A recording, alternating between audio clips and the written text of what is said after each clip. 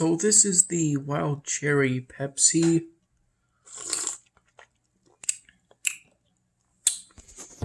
Which tastes pretty good.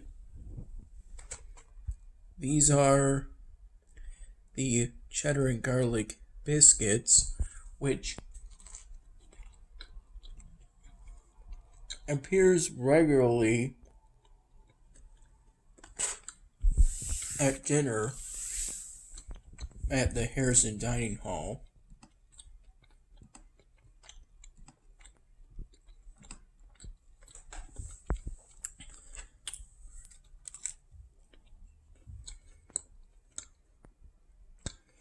Right now, there's a possibility that my dad may pick me up tonight for a sleepover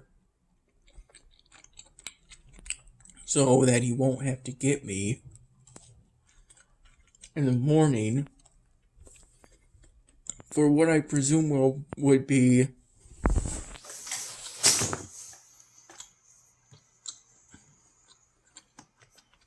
a trip to get me a buzz and shave.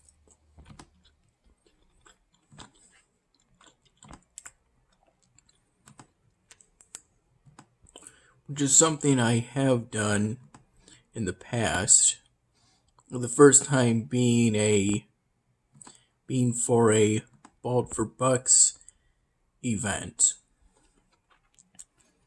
which took place within the Seymour Union Ballroom and was intended to raise cash for cancer research.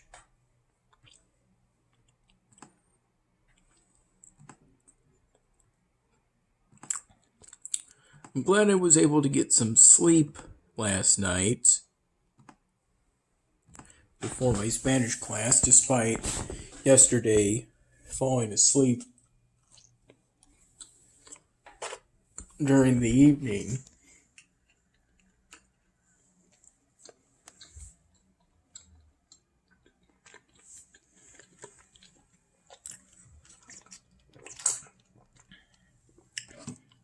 I then woke up to finish the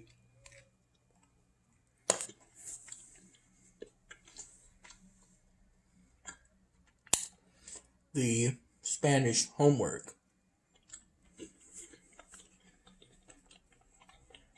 I was due by 11:59 p.m. yesterday.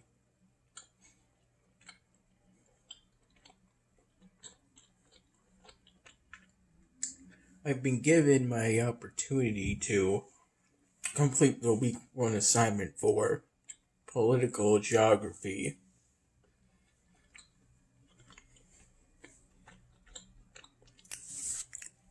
Shortly before my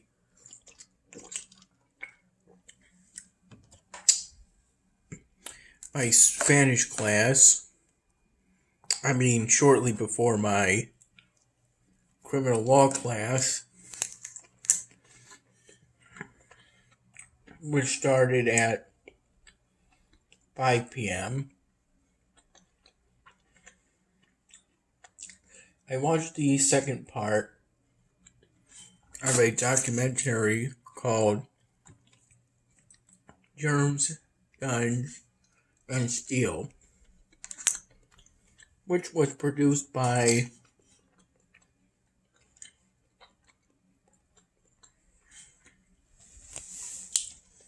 it seems to me the name is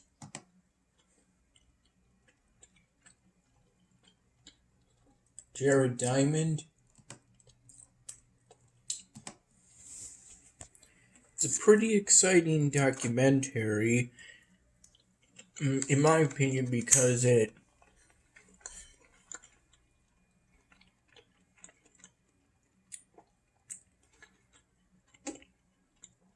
features demonstrations of historical aspects.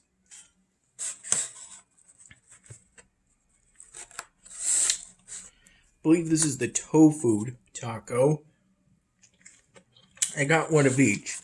A tofu taco, a beef taco, and a chicken taco. The beef taco was called, I believe, barbosa.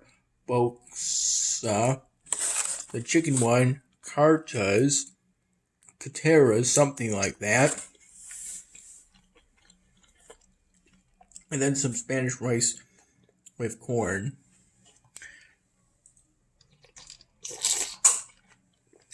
I recall that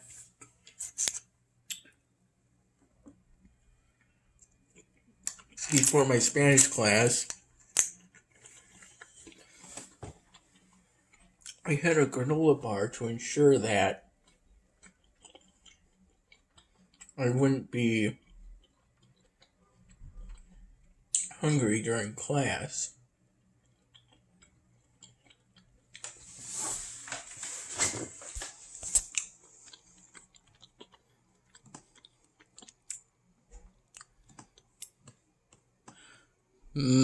They look similar, but they function differently.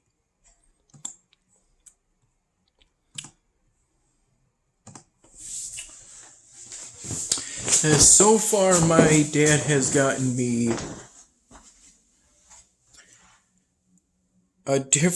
all of the granola bars my dad has gotten me has been different in some way. And I still haven't opened that bag yet.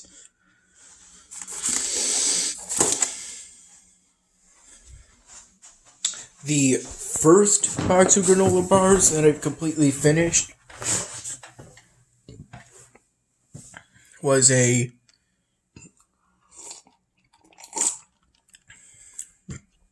fruit variety that I believe had cranberries.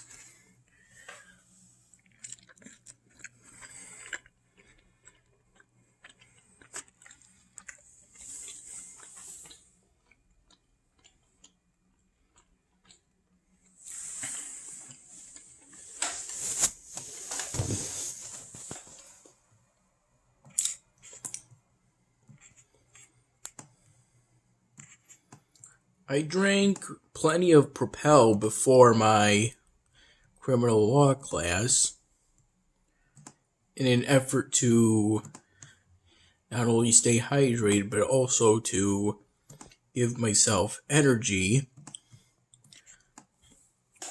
because the criminal law class is particularly late.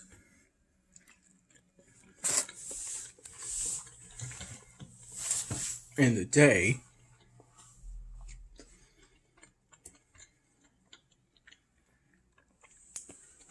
I was so afraid that I would fall asleep and miss the class, which is online on Collaborate Ultra via my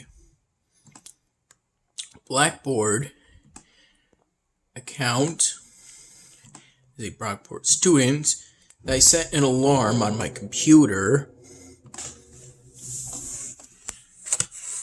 for 4:30 p.m.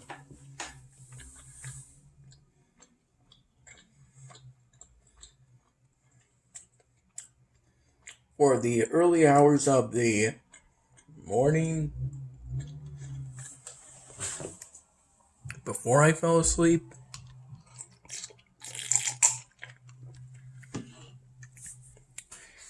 And then woke up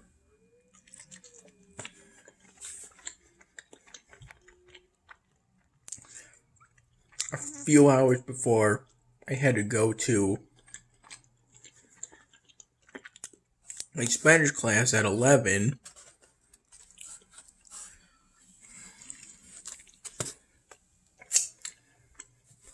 Of which I got there about half an hour early, so I looked into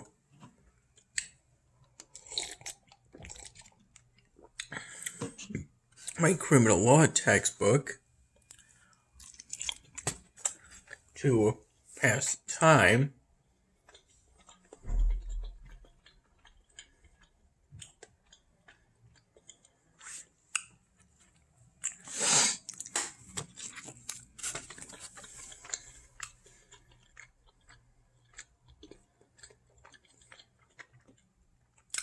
In the early morning hours, I worked on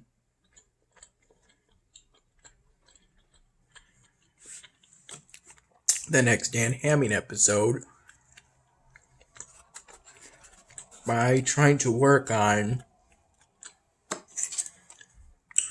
set the scene for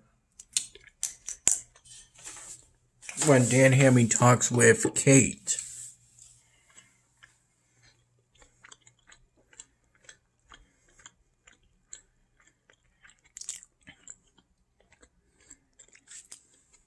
I'm currently trying to create a prop that depicts a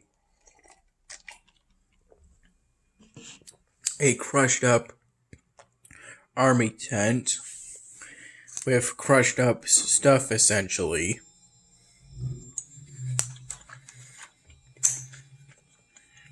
My current efforts to create that look have involved blending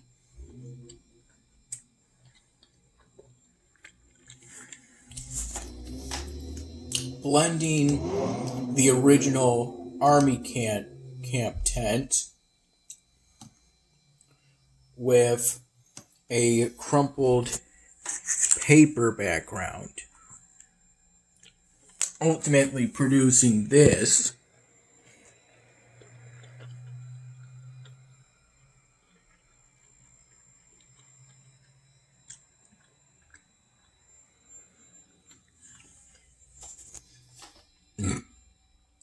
Excuse me. I've been trying to warp the image in some way by I first tried to achieve the effect I was thinking of by imploding the image, then exploding it, then doing a combination of random implodes and explodes in a sequence, but that just ended up creating a pixelated middle.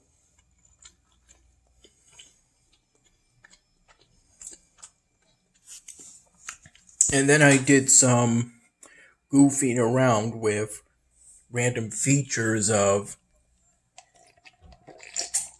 Lunapic. It would seem to me that Lunapic is the go-to site for image editing. It's where been going to create all of my custom props for on my Dan Hamming episodes.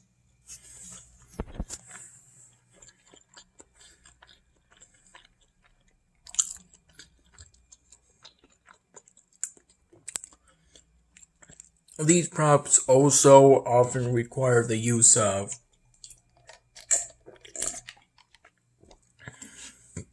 the snipping tool program.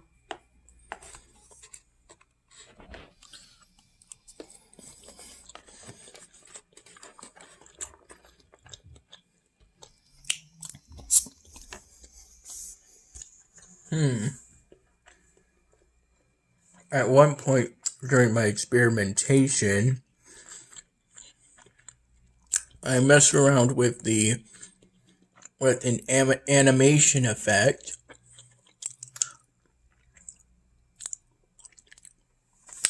titled under inflate deflate parts of an image. You set the coordinates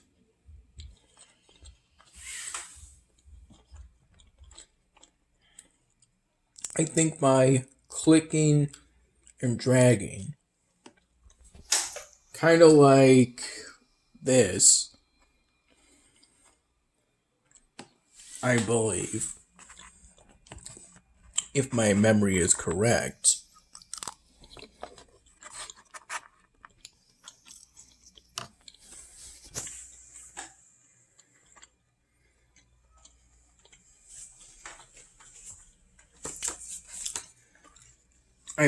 I've thought of using my flashcards to take notes on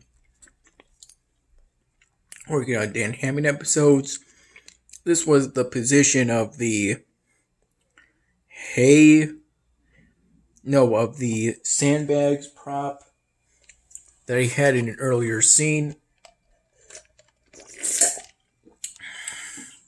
Because I was thinking of creating a custom prop to show that the sandbag wall had gotten knocked over to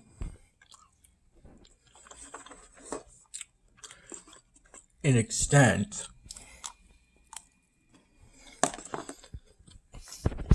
But I'm thinking that maybe I shouldn't show sandbags at all, or maybe just a few scattered ones, because excuse me, it seems to me that the movements made by a character as large as Kate would cause the sandbags to be moved so much they wouldn't reasonably be visible in a night scene as I'm depicting for the what's currently called, the current prototype name is Dan Hammond in the Night. This working title could later change.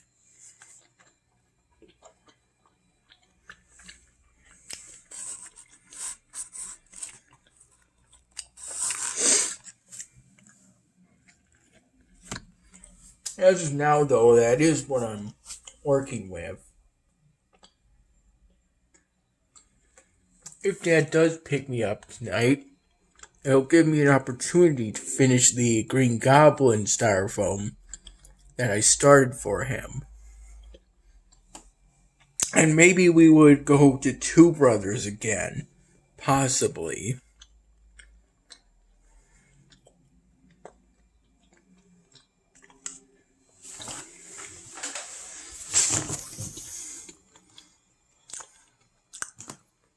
In Game of Thrones Winter is Coming, I'm currently waiting for my Drake to grow into a young dragon. I think I'm at about 8 hours to go.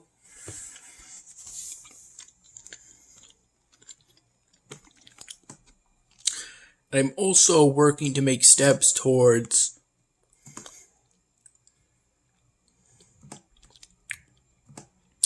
upgrading my castle to level 15 in efforts to get to 1.5 million power, thus becoming eligible to advance to the rank of ward and increasing my free speed up time.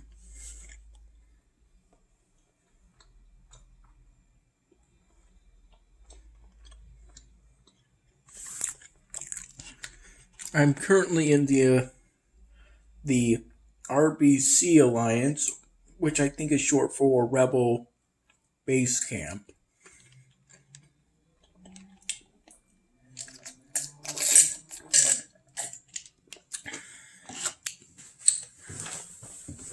It was the second most powerful alliance I could find, because I had difficulty finding DG2, oddly enough. Turns out that was actually a new alliance.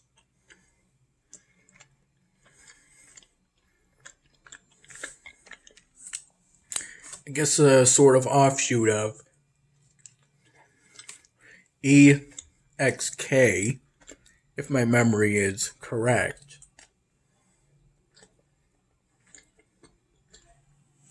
The most powerful alliance was JAG, but they've gotten as powerful as they have by continuously raising the minimum power requirement in order to join, it seems. Last I checked, it was at 2 million. And for me, Right now, at least, that seems to be a pretty tall order.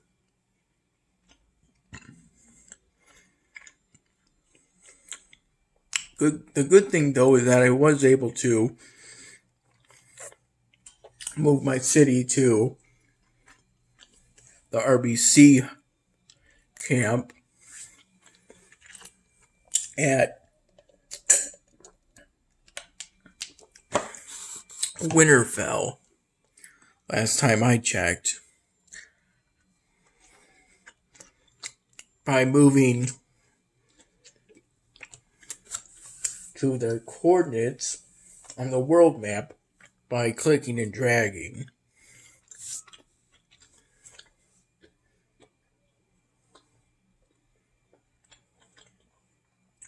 In Elvenar, I'm happy to say that I was able to get the first 2 daily exclusives in a row. I hope I'll be able to keep that streak up. And I'm in a fellowship now. One that has a rank of about 2100, but enables me to do some neighborly help and to receive it in return.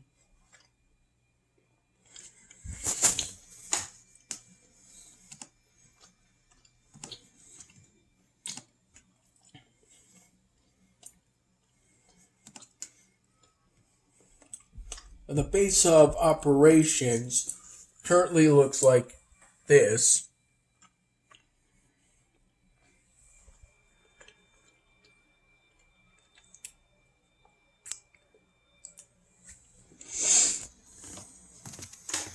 And these are the 2 daily exclusives. Again, I'm grateful to have gotten them.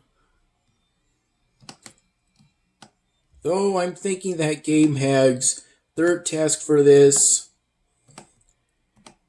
may be a bit too far of a stretch in order to do it within a week, which is the time you're given before you turn into a frog on the site. You have to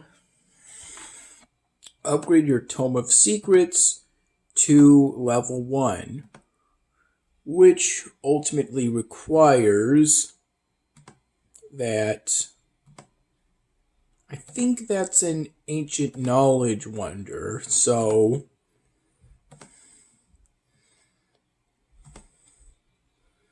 it's some distance away, I'm thinking. I think I have to get to here at a minimum. Yeah.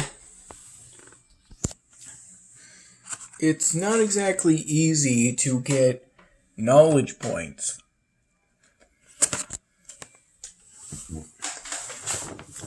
You get 1 every hour, 1 for each encounter you solve. I mostly solve them by fighting rather than negotiating, fighting shady characters, as the game puts it.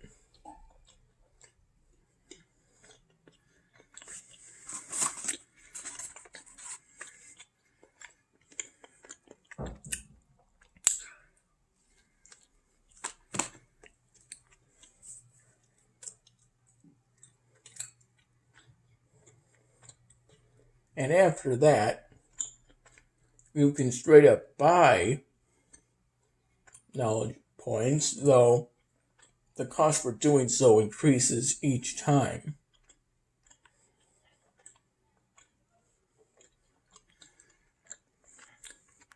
Thankfully, there's different ways you can pay, but still, it just goes to show it's not super easy to get knowledge points.